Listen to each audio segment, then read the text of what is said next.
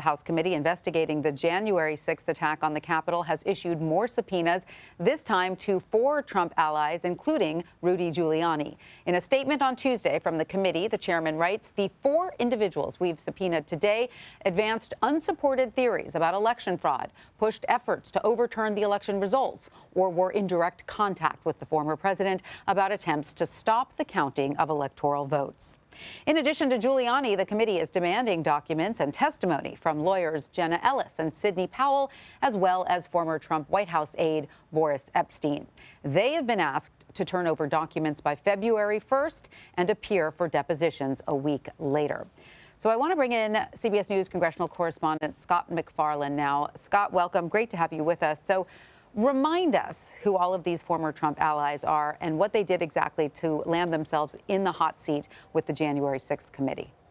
Yeah, hey, Tanya, these are the people who had Donald Trump's ear at a particularly sensitive and precarious moment, as there were questions being raised about election fraud and baseless claims about the 2020 election itself. And this brings the House January 6th Select Committee deeper into the inner ring of Donald Trump. These are attorneys who represented him during these challenges, who represented him in press conferences and publicly as he questioned the election, and they questioned the election. It's also becoming quite clear as this January 6th Select Committee goes steaming down the tracks, it's at least headed in the direction of Donald Trump, and it's made some key stops along the way. Chief of Staff Mark Meadows, former aide and campaign manager Steve Bannon. They have been trying to talk to Mike Pence as well. It's clear where they're headed, but will they get there is a bigger question, Tanya. Steve Bannon and Mark Meadows have declined to fully cooperate with the subpoena or for the depositions. It's not clear Rudy Giuliani, Jenna Ellis, Boris Epshteyn, or Sidney Powell will do so either. So they're moving in a direction. It's just not clear they're going to get there.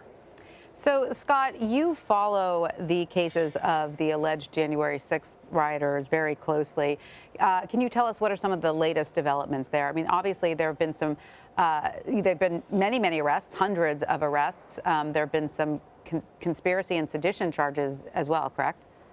There will be hundreds more arrests, possibly, certainly dozens more, if not hundreds more. The Justice Department has been unequivocal about that in their court filings, in their public statements. Some of the biggest arrests were the ones that just happened. You mentioned seditious conspiracy or sedition. About a dozen accused Oath Keepers are now facing that provocative and high-level charge of seditious conspiracy. One of them, a man named Edward Vallejo, is back in court tomorrow in Arizona.